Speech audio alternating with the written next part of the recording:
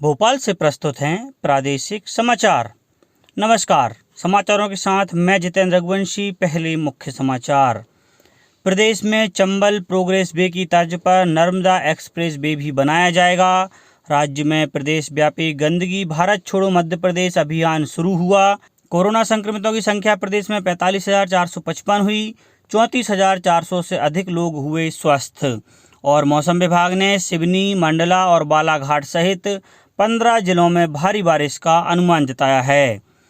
अब समाचार विस्तार से। प्रदेश में चंबल प्रोग्रेस वे की तर्ज पर नर्मदा एक्सप्रेस वे बनाया जाएगा।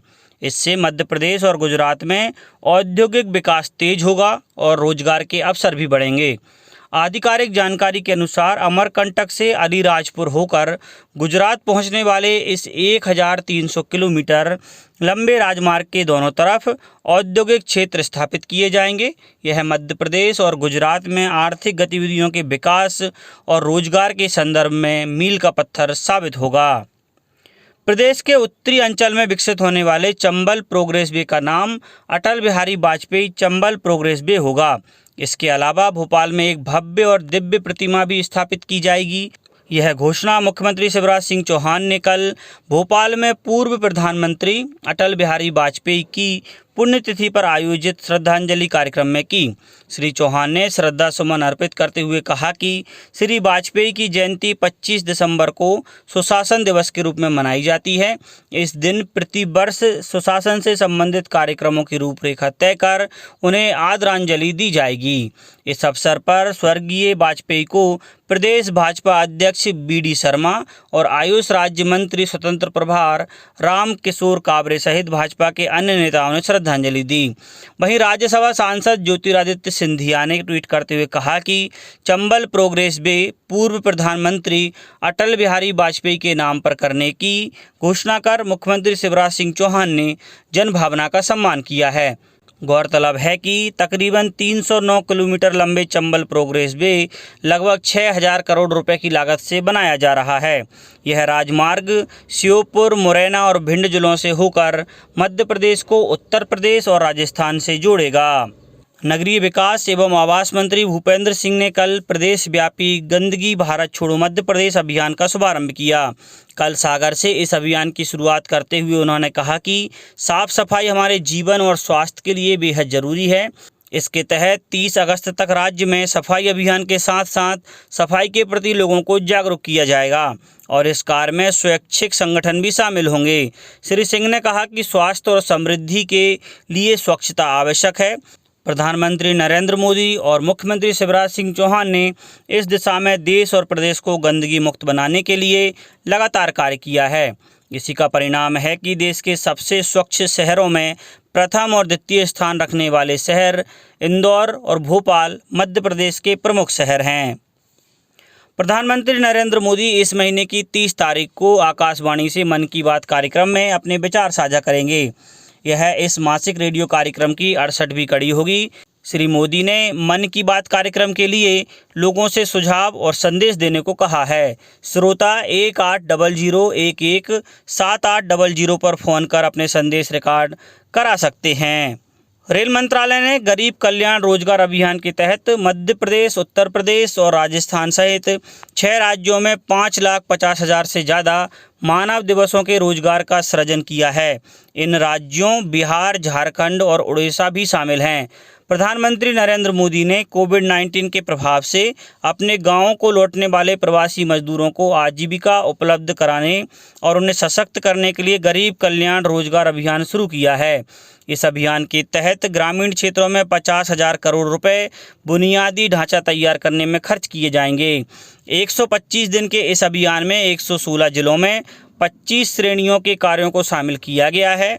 6 राज्यों में 2,988 करोड़ रुपए की लगभग 165 रेल परियोजनाएं चल रही हैं। इस अभियान में 14 अगस्त तक 11,196 कामगार लगे हुए थे। प्रदेश में कोरोना संक्रमितों की संख्या 45,455 हो गई है। वहीं इनमें 34,400 से अधिक लोग स्वस्थ हो गए हैं। राजधानी भोपाल में 123 नए मरीज मिलने के साथ यहां संक्रमितों की संख्या 8,370 पहुंच गई है। वहीं इंदौर में 245 नए मरीज मिलने से कोरोना संक्रमितों की संख्या 10,049 पर पहुंच गई है।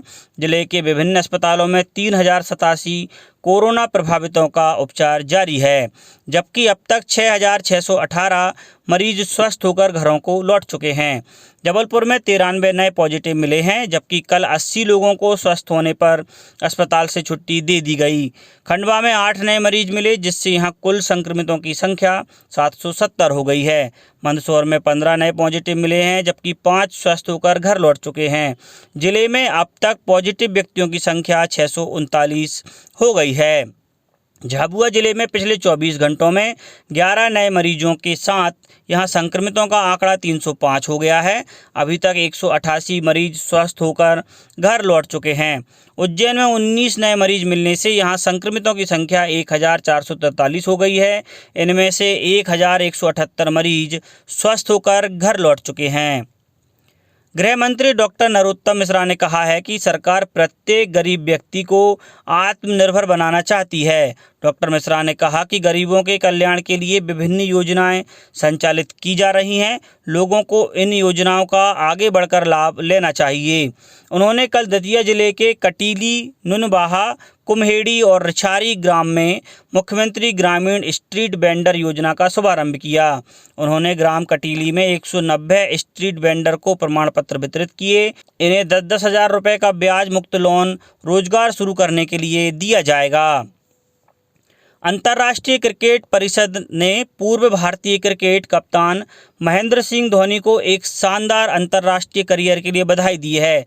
आईसीसी के मुख्य कार्यकारी अधिकारी मनु साहनी ने कहा कि एमएस धोनी क्रिकेट के सार्वकालिक महान खिलाड़ियों में से एक हैं। उन्होंने एक पूरी पीढ़ी को प्रेरित किया है और उनकी कमी को बहुत ज़्यादा याद किया जाएगा। अब बात मौसम की। प्रदेश के कई हिस्सों में बारिश का दौर जारी है। राजधानी भोपाल सहित कई जिलों में रुक रुक कर बारिश हो रही है।